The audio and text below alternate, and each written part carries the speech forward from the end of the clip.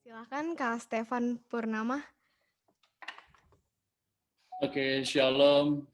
Selamat sore teman-teman semua. Suaraku bisa kedengaran dengan jelas ya? Saya nggak pakai Shalom, bisa Kak. earphone atau headphone. Oke, kalau gitu. Selamat sore buat teman-teman semua. Hampir semuanya kayaknya udah kenal kali ya. Mungkin nggak ada yang belum kenal. Namaku Stefan, dari Imagode juga, dan senang banget hari ini bisa melayani kembali setelah 3 minggu yang lalu. Sebenarnya udah bawa firman juga sih sebenarnya, cuma ya diundang lagi, diminta lagi sama Koroki untuk bawain tema Intimate with God untuk sore hari ini. Oke, aku akan share screen, aku akan mulai dengan topik kita pada sore hari ini.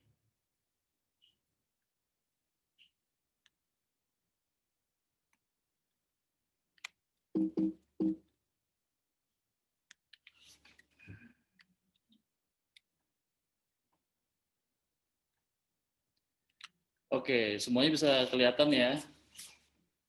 Yap. Kalau kita bicara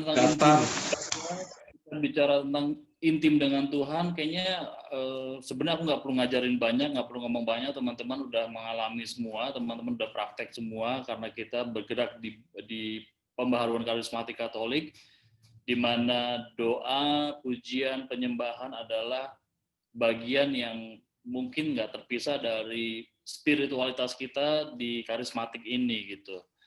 Dan waktu Koroki minta aku untuk bawain tema ini, sebenarnya Koroki minta untuk semacam refleksi, semacam kita mau flashback lagi apa yang udah Tuhan lakukan sepanjang tahun ini, karena kita sudah dibilang di ujung tahun 2020, udah November, sebentar lagi kita masuk Desember, kita Natal sudah di depan mata gitu kan. Jadi kita mau sedikit flashback ke belakang, apa yang sudah Tuhan berikan, apa yang sudah Tuhan lakukan dalam kehidupan kita, dan bagaimana relasi kita dengan Tuhan. Kurang lebih begitu. Makanya nanti di slide-slide yang akan aku tayangin, aku tampilkan, kebanyakan itu tanda tanya, karena memang aku mau bawa teman-teman kepada refleksi, dan biar pertanyaan-pertanyaan itu tadi dijawab sama teman-teman masing-masing, nggak perlu di-sharingkan di sini, tetapi biarlah itu menjadi refleksi kita, apa yang sudah kita lakukan, kerjakan bersama-sama dengan Tuhan di tahun 2020 ini. Karena kita tahu 2020 ini nggak mudah buat kita mengalami pandemi yang masih berlangsung dan nggak tahu sampai kapan, tapi kita yakin dan percaya bahwa segala ketidakpastian di dalam hidup kita, di dalam dunia ini, dalam pekerjaan kita mungkin, dalam pelayanan kita mungkin, dalam keluarga kita, ataupun apapun ketidakpastian, tapi kita tahu yang pasti bahwa kita punya Allah yang tidak pernah berubah, dahulu, sekarang, dan sampai selama-lamanya.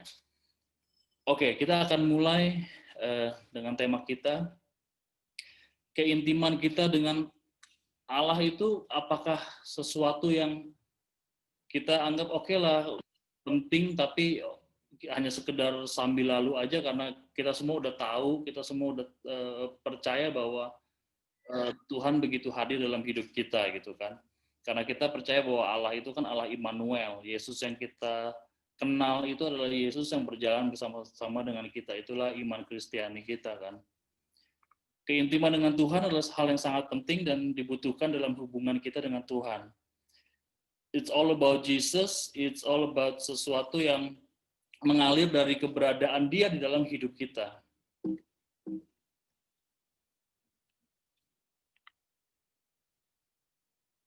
Yakobus 4 ayat 8 dikatakan di situ, mendekatlah kepada Allah dan Ia akan mendekat kepadamu. Ayat Yakobus 4 ayat 8 ini bilang, Santo Yakobus bilang mendekatlah kepada Allah. Seolah-olah Allah itu kok nggak mendekat sama kita, padahal justru pada saat Yakobus bilang begini, justru dia meminta kita untuk mendekat kepada Allah, karena Allah itu udah selalu dekat gitu kan. Inisiatif itu selalu datang dari Allah. Kekristenan atau agama Kristen, keyakinan iman Kristen itu berlandaskan atau fondasinya adalah relasi dengan Tuhan. kekristenan itu, Katolik, agama Kristen kita bicara pada umumnya, itu bukan agama kitab suci sebenarnya, tetapi agama relasi. Bukan hanya sekedar religi, tetapi memang relasi. Relasi adalah hubungan, adalah komunikasi, berbicara tentang satu pribadi, yaitu Yesus Kristus, firman Allah yang menjadi manusia. Inilah yang membedakan kita dengan agama-agama lain atau keyakinan-keyakinan lain, di mana mereka bergantung dengan kitab sucinya, mereka bergantung dengan tata cara ibadat dan lain-lain. Tetapi di dalam kekristenan, kita bergantung pada satu pribadi yang hidup. Kalau pendiri agama lain, keyakinan lain kan semuanya sudah meninggal. Mereka semua sudah mati, tetapi di dalam kekristenan, Yesus yang kita imani, Tuhan yang kita imani, Allah Immanuel itu Allah yang pernah mati untuk teman-teman dan saya, untuk dosa-dosa kita, tapi dia sudah bangkit dan dia hidup sampai selama-lamanya. Inilah yang kita ikuti, inilah yang disebut dengan kekristenan adalah agama relasi. Bukan hanya sekedar tata cara ibadat, bukan hanya sekedar hierarki, bukan hanya sekedar organisasi keagamaan, tetapi ada hubungan pribadi dengan Tuhan, ada hubungan pribadi yang intim dengan Sang Pencipta.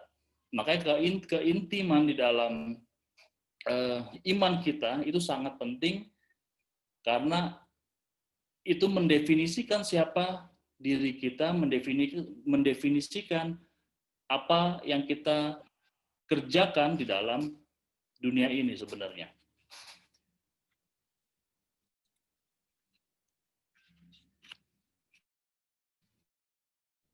Di dalam Yakobus dikatakan mendekat kepada Tuhan dan Dia mendekat kepada kita. Pertanyaannya adalah seberapa dekat kita bersedia untuk mencapai Tuhan. Hal-hal apa yang menahan kita dari keintiman dengannya? Hal apa yang tidak menyenangkan Dia? Ini pertanyaan-pertanyaan yang mungkin sangat mendasar yang bisa teman-teman jawab sendiri. Tuhan selalu berinisiatif untuk dekat dengan sama kita, tapi apakah kita bersedia untuk dekat juga sama Dia? Apakah ada usaha yang kita kerjakan atau lakukan dari pihak kita? Dan hal-hal apa yang menahan kita selama ini? Selama hampir 1 tahun ini, di 2020, apa sih yang membuat kita kayaknya nggak all out gitu ya, bersekutu dengan Tuhan, intim dengan Tuhan, dan apa hal-hal yang tidak menyenangkan hati Tuhan, tetapi mungkin kita tetap kerjakan. Ini yang jadi pertanyaan refleksi teman-teman semua.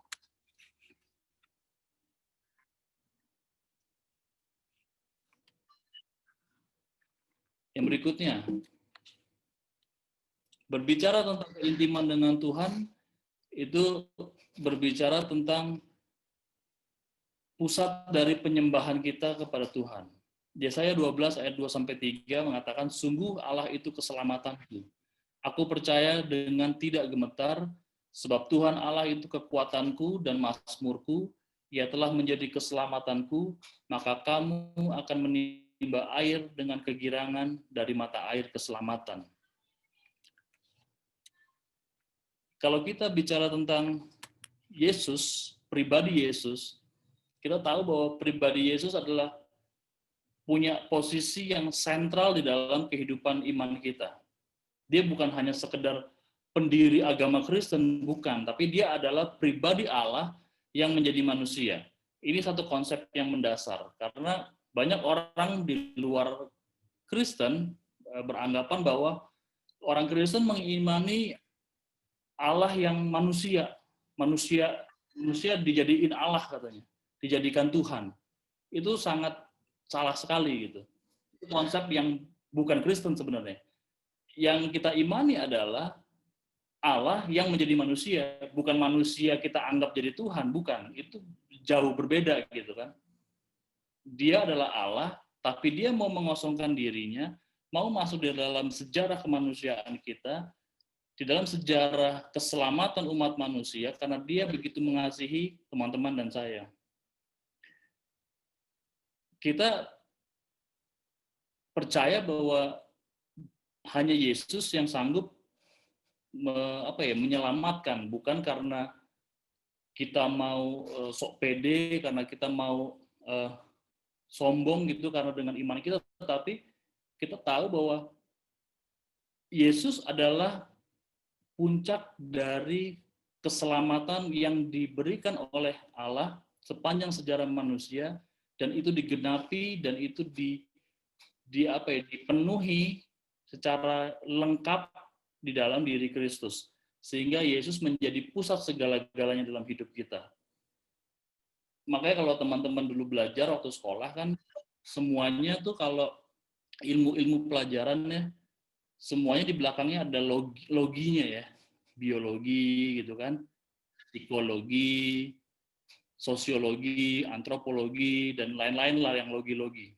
Kenapa belakangnya ada logi? Artinya logi apa sih? Coba siapa satu yang mau jawab? Oke, logi artinya apa? Ilmu. Ilmu, oke benar. Ilmu.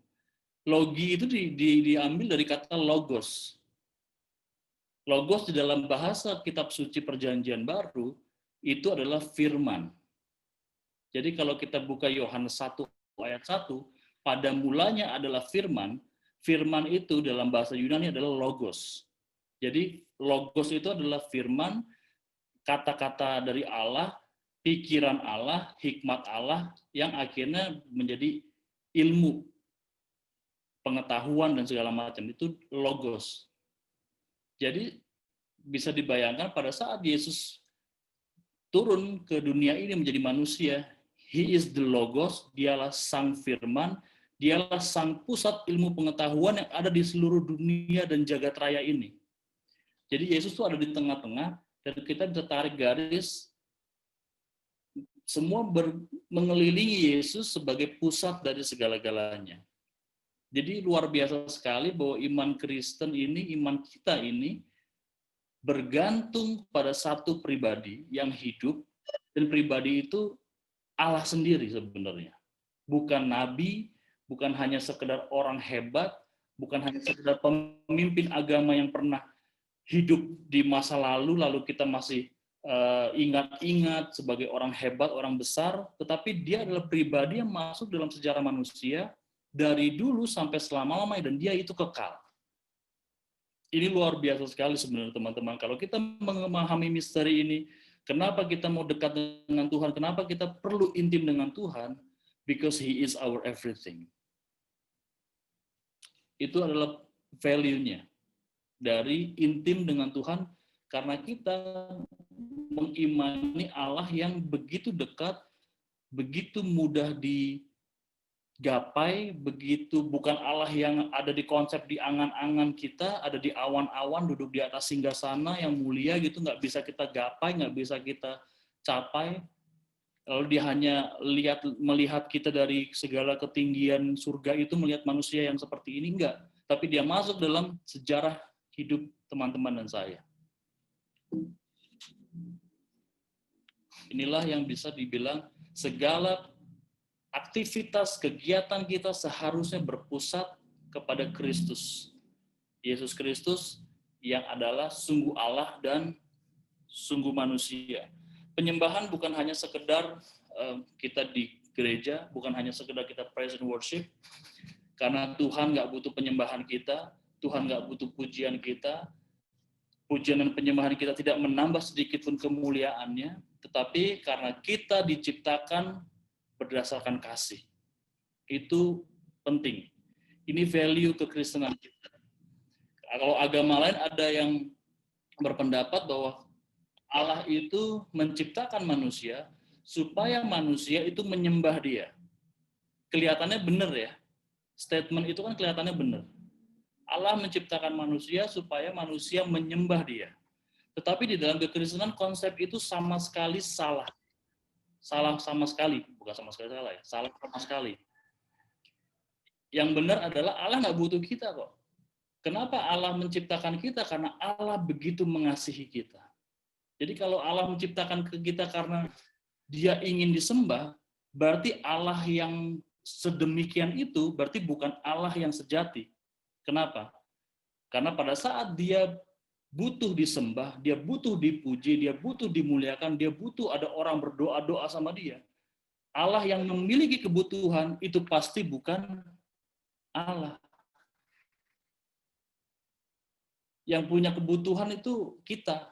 Makhluk hidup tuh punya kebutuhan. Butuh makan, ya kan? Butuh minum, butuh pakaian, butuh tempat tinggal, butuh pekerjaan, butuh kenyamanan, butuh tidur gitu kan, macam-macam gitu kebutuhan. Karena kita bergantung kepada sesuatu yang lebih besar daripada kita. Tetapi pada saat Allah, kalau kita berbicara tentang Allah, Allah itu nggak punya kebutuhan. Dia sudah nyaman dengan dirinya. Allah itu adalah Allah yang intimate di dalam dirinya sendiri. Kenapa? Karena iman kita menyatakan bahwa ada Bapa dan Putra dan Roh Kudus, ketiganya itu satu.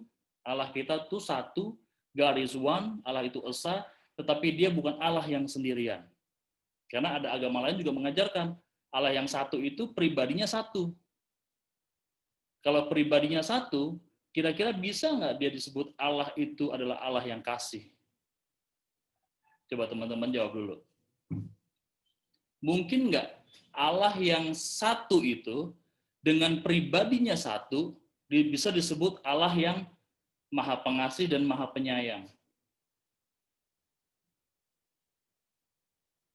Coba kita berpikir filosofis sedikit. Agak berat, nggak apa-apa ya.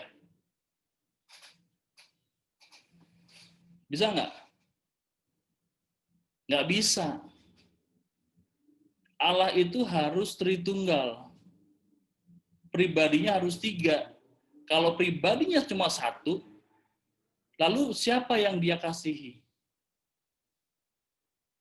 Kalau kita bicara Allah adalah kasih, dia adalah Allah yang Maha Pengasih dan Maha Penyayang. Sebelum dia menciptakan segala sesuatu, sebelum dia menciptakan bumi, langit, matahari, binatang, tumbuh-tumbuhan, manusia, kalau dia Allah adalah kasih, lalu dia mengasihi siapa? Kalau dia sendirian.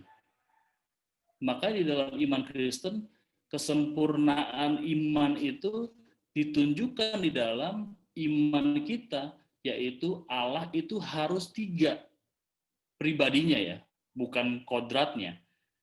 Bapa harus ada mengasihi putra, lalu putra membalas cinta Bapa, lalu hasil dari saling mengasihi itu adalah buah cinta kasih mereka adalah Roh Kudus yang terus-menerus mengalir dalam diri Allah itu sendiri. Itulah Allah yang esa. Kalau dia sendirian, lalu dia nggak ada siapa-siapa untuk dia jadikan sasaran kasih, lalu dia bukan Allah yang mengasihi berarti. Atau dia pernah tidak memiliki kasih berarti. Sedangkan itu yang bukan Allah seperti itu yang kita imani. Jadi penting sekali teman-teman memahami Allah Tritunggal ini sebagai suatu kebenaran yang mutlak, yang nggak bisa ditawar-tawar. Walaupun memang kadang kita sulit mengerti, tapi ya memang demikian. Karena syarat untuk mengasihi, dikasihi itu memang harus ada tiga. Harus ada orang yang memberi kasih, ada orang yang menerima kasih, dan harus ada yang menjadi bukti dari kasih itu. Ini konsep mendasar dari iman kita. Jadi our value, our activity, semua kegiatan kita, semua apa yang kita kerjakan harus mengerucut, harus berpusat di dalam diri Yesus. Ya artinya berarti di dalam kasih Bapa, di dalam persekutuan dengan Roh Kudus. Penyembahan harus tercermin dari gaya hidup kita, cara kita berbicara, cara kita berpikir, dan cara kita bertindak. Lalu banyak orang suka bertanya, gimana caranya ya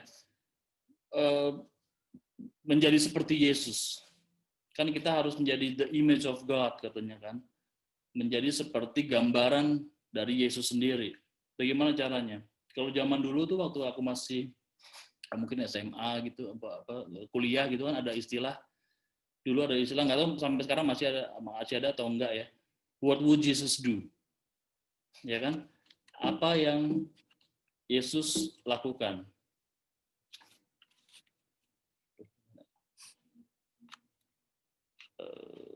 Bentar. Sebentar.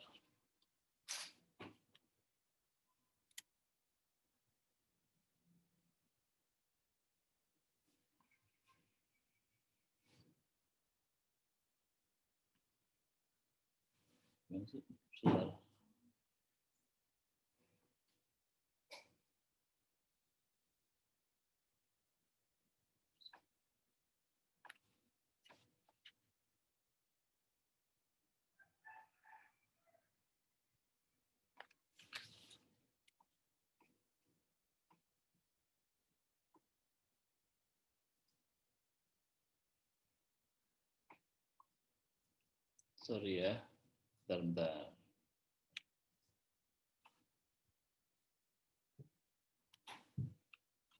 Ya, terus sampai mana ya?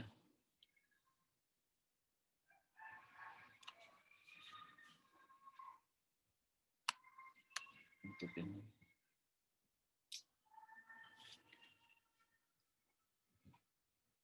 Oke.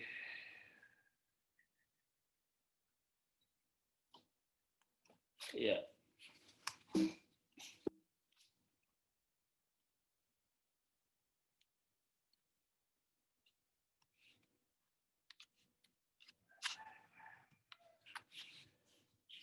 Ya. What would Jesus do? Pernah dengar nggak dulu ada istilah ini? Pernah. Pernah ya? Apa yang Yesus lakukan? Jadi menempatkan diri kita di dalam segala peristiwa itu. Pada saat kita dihadapkan kepada sesuatu, lalu kita berpikir gitu. Kalau Yesus di posisiku saat ini, Yesus ada di dalam situasi yang aku alami saat ini, kira-kira apa sih yang Yesus lakukan? Itu menjadi refleksi. Dan akhirnya dengan kita merefleksikan apa yang Yesus lakukan pada saat dia di posisi kita saat ini, pada saat misalkan kita lagi susah gitu, lalu kita berpikir apa sih yang Yesus lakukan pada saat kita susah saat ini, lalu kita ingat, oh Yesus kalau pada saat susah saat ini, dia pasti berdoa sama Bapaknya pada saat dia di Taman Getsemani, ya kan, lalu dia berdoa meminta supaya segala penderitaan ini lalu daripadanya, tetapi bukan karena kehendak dia, tapi karena kehendak Bapa yang terjadi. Dan begitu juga dengan hal-hal lain.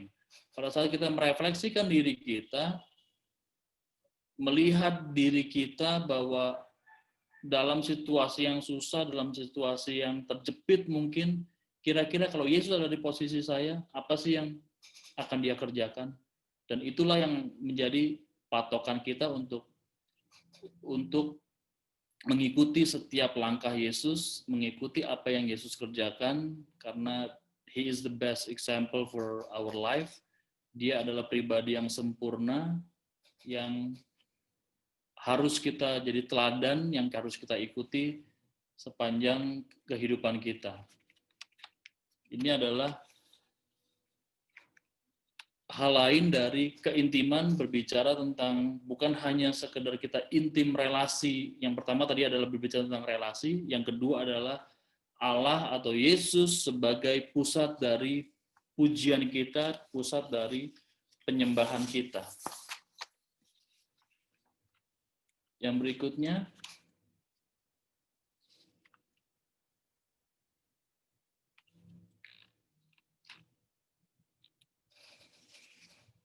Wahyu 21 ayat 23 sampai 24 dikatakan di situ, dan kota itu tidak memerlukan matahari dan bulan untuk menyinarinya, sebab kemuliaan Allah meneranginya dan anak domba itu adalah lampunya. No artificial light needed.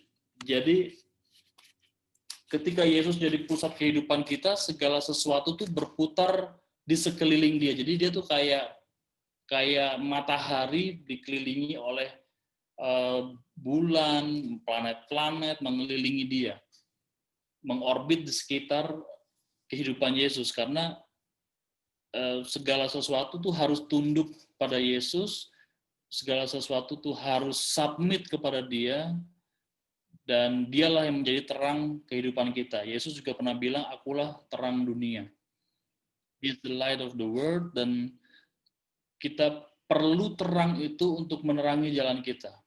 Kita tahu bahwa kehidupan di dunia ini nggak mudah, kehidupan di dunia ini nggak gampang, kadang-kadang bahkan sering gelap. Apalagi masa-masa sekarang ini mungkin gelap kita. Beberapa bulan yang lalu kayaknya aku juga dengar dari beberapa kesaksian teman-teman yang ada di Imagode ini juga mengalami masalah dengan pekerjaannya gitu kan, ada yang mungkin saya nggak tahu apakah di PHK atau harus dipotong gaji dan lain-lain karena situasi yang tidak menentu sekarang. Kita hidup dalam kegelapan dan kita perlu terang di dalam kehidupan kita. Kita perlu cahaya, kita perlu bersekutu dengan Roh-Nya. Dan kalau terangnya bersama kita, kita bisa melihat segala sesuatu itu menjadi jelas. Sama seperti kita gelap, tetapi kita nyalain lampu gitu, kegelapan itu pasti hilang. Karena kegelapan itu sebenarnya bukan ciptaan Tuhan. Tuhan hanya menciptakan terang. Karena kan di firman Tuhan, di kitab Kejadian dia bilang, jadilah terang. Nggak ada jadilah gelap, ya kan?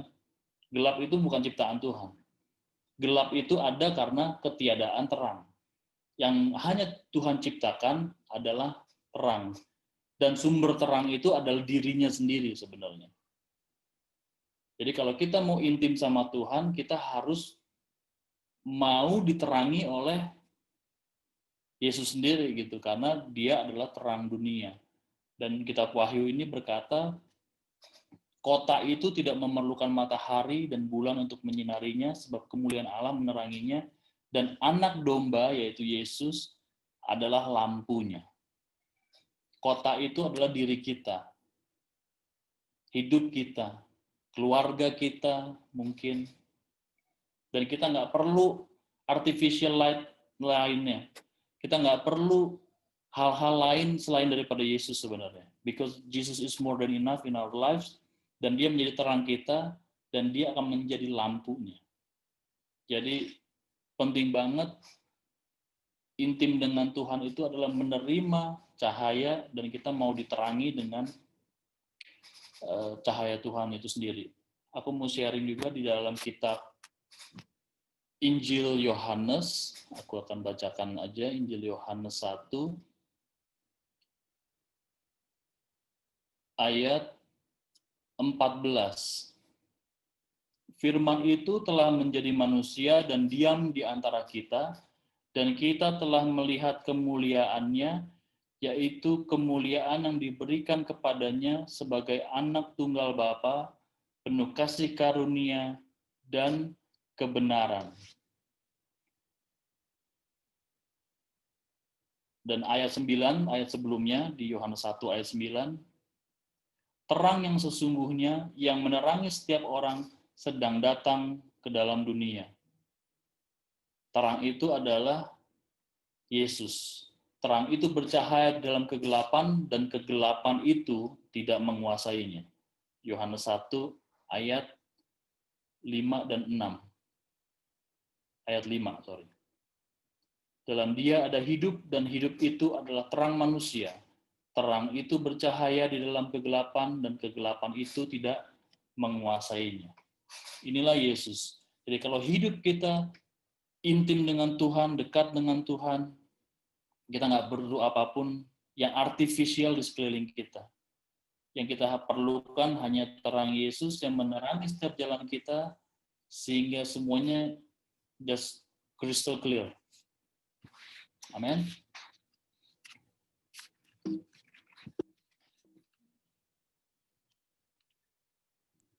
Amin.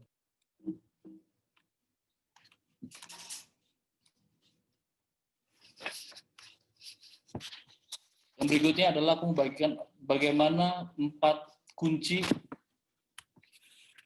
untuk selalu mengalami keintiman dengan Tuhan. Apa yang bisa kita lakukan, apa yang bisa kita kerjakan.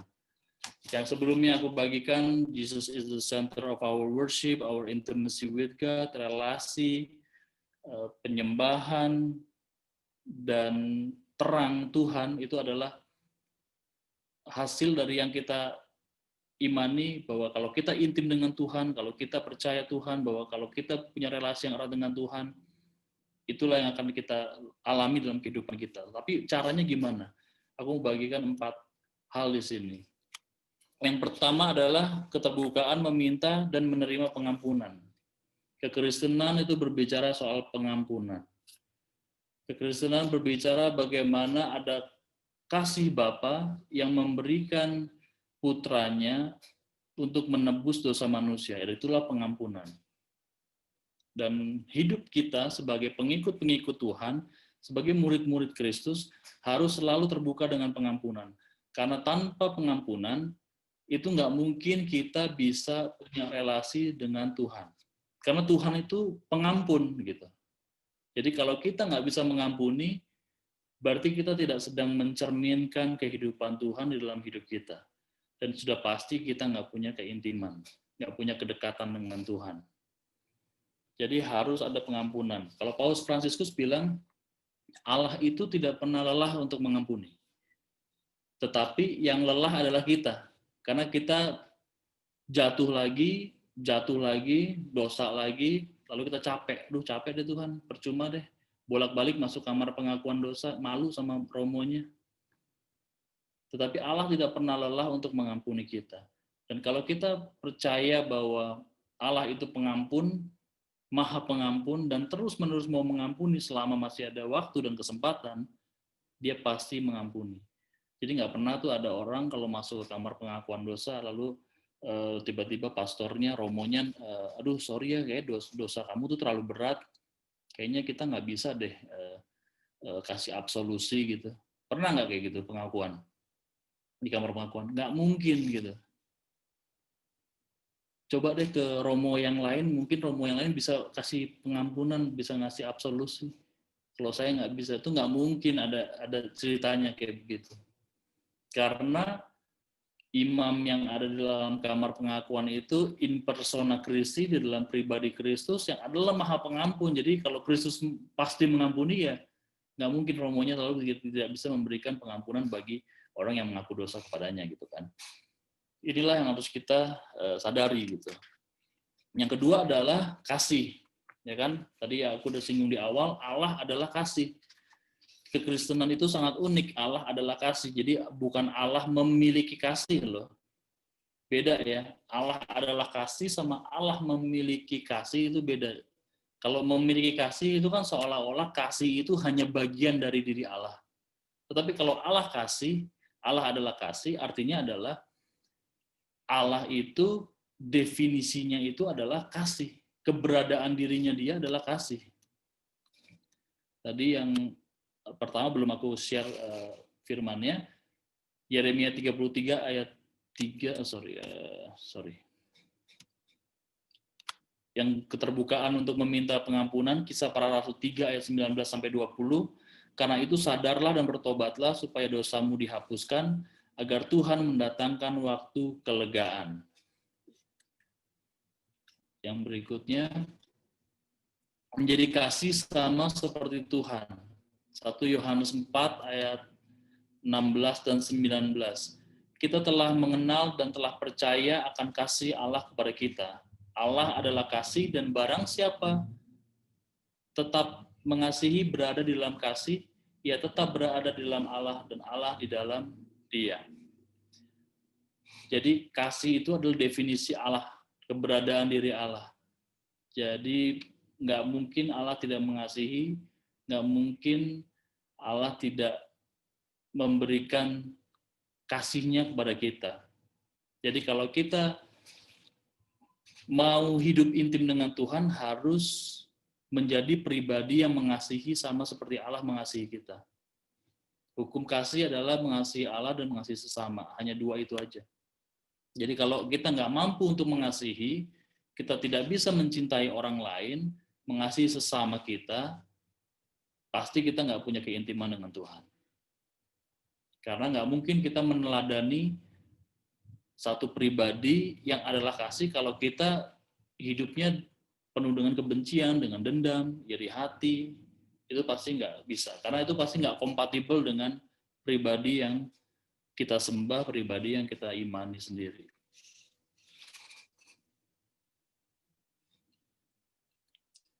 Berikutnya adalah yang ketiga, bertekun dalam doa. Yeremia 33 ayat 3, berserulah kepadaku, maka aku akan menjawab engkau dan akan memberitahukan kepadamu hal-hal besar yang tidak terpahami, yakni hal yang tidak kau ketahui. Berdoa itu bukan hanya sekedar kita berbicara dengan Tuhan, doa itu adalah suatu, kalau di bahasa di katekismus Gereja Katolik itu seperti ayunan hati.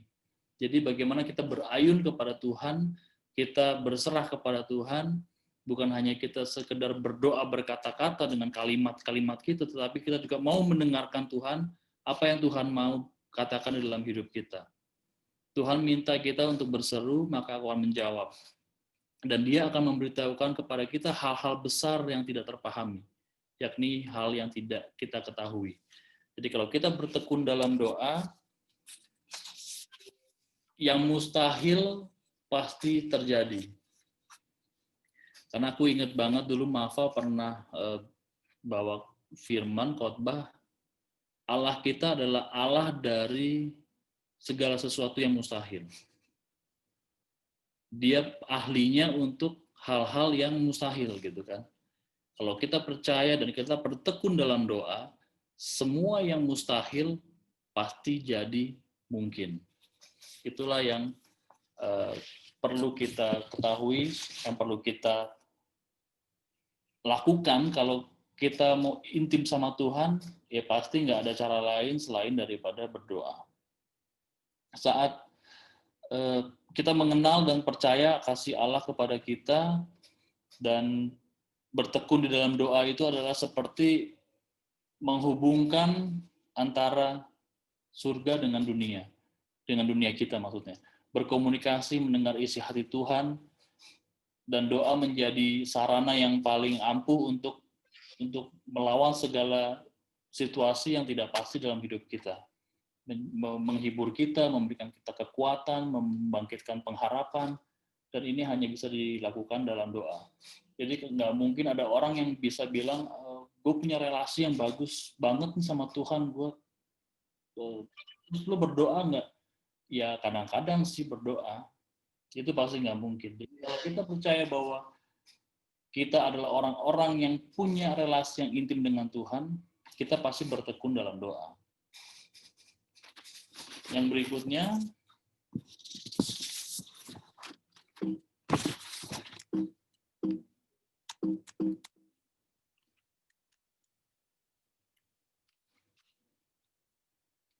yang keempat adalah percaya dengan iman. Ini juga penting banget. Ibrani 11 ayat 6. Ibrani 11 ayat 6, tetapi tanpa iman tidak mungkin orang berkenan kepada Allah. Sebab barang siapa berpaling kepada Allah, ia harus percaya bahwa Allah ada dan bahwa Allah memberikan upah kepada orang yang sungguh-sungguh mencari Dia.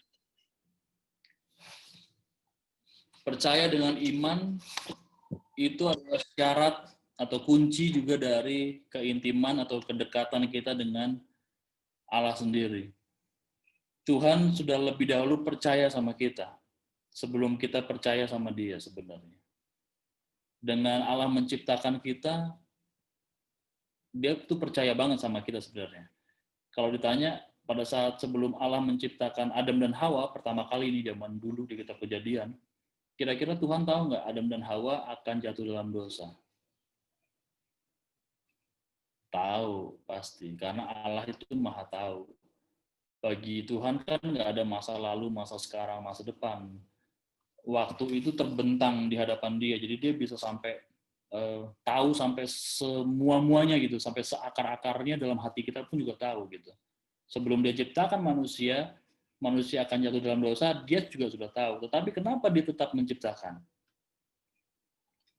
Karena Allah percaya sama kita bahwa kalau Tuhan menciptakan kita jatuh, Dia percaya bahwa kita mampu bangkit. Dia percaya bahwa kita mampu mengimani Dia, Dia percaya bahwa kita mampu untuk memperbaiki hidup kita. Ini luar biasanya Tuhan. Jadi yang beriman pertama kali itu bukan kita sebenarnya. Sebenarnya Tuhan sendiri yang beriman kepada kita. Kalau kita lihat di kitab Kejadian, Dia percaya walaupun Dia tahu bahwa manusia yang Dia ciptakan akan mengkhianati Dia, tidak mendengarkan perkataannya, tapi Dia tetap ciptain.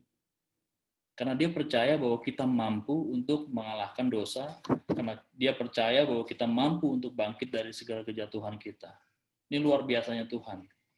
Padahal kan nggak perlu ciptain kita kan juga nggak apa-apa sebenarnya kan.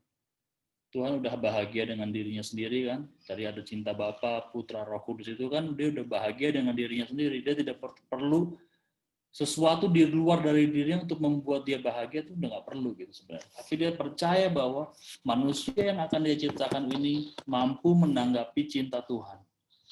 Inilah yang membuat seharusnya menjadikan kita bahwa melihat bahwa Tuhan itu luar biasa dan harusnya kita tetap mau dekat sama dia. Karena dia percaya sama kita. Kita harus punya iman, dan tanpa iman nggak mungkin berkenan kepada Allah. Kita harus punya iman, kita harus punya pengharapan, kita harus punya kasih, dan biarlah sepanjang tahun ini, kalau kita melewati tahun 2020 ini, dan nanti bulan depan, beberapa bulan lagi lah kita masuk dalam 2021, kita akan melihat ke belakang dan aku telah melewati 2020 ini dengan kepala yang tegak di hadapan Tuhan. Karena kita percaya bahwa kita punya relasi yang baik dengan Dia. Kita percaya bahwa Tuhan tidak pernah gagal, Tuhan tidak pernah mengecewakan, Tuhan tidak pernah merancangkan hal yang buruk, dan Dia selalu taunya hanya memberi itu yang terbaik kalau Tuhan. Jadi kita percaya bahwa sebentar kita akan melalui tahun 2020 ini, kita refleksi sebentar ke belakang, bagaimana hidup rohaniku, bagaimana keintiman spiritualku dengan Tuhan sepanjang bulan ini, sepanjang waktu yang telah berlalu ini, dan ini akan menjadi patokan kita untuk ke depannya.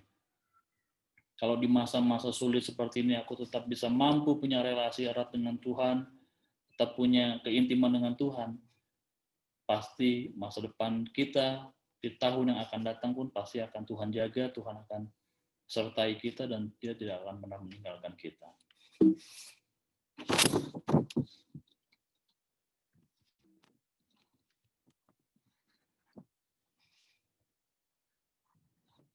Terakhir yang mau aku sampaikan adalah keempat hal ini, pengampunan, kasih, doa, dan iman adalah kunci utama untuk mengalami keintiman bersama dengan Tuhan. Jika hari ini kita bisa menghidupi hal ini, keempat hal tadi yang udah aku share, hidup kita pasti akan aman di dalam tangan Tuhan, sama seperti gambar yang aku tampilkan di slide itu, ada anak kecil, bayi, yang menyentuh tangan orang tuanya, dan inilah tangan kita sebenarnya. Kita mau erat, kita mau pegang tangan Tuhan, dan tidak pernah mau tinggalkan Dia. Dia nggak pernah tinggalkan kita, tapi kita tetap harus erat sama Dia. Dia mau supaya kita tidak hilang, kita tidak terlepas. Jadi terus berdoa, terus mengasihi, terus beriman, dan terus mengampuni. Itulah 4 kunci yang aku bisa share di sore hari ini, bagaimana kita bisa hidup intim dengan Tuhan sendiri. Amin.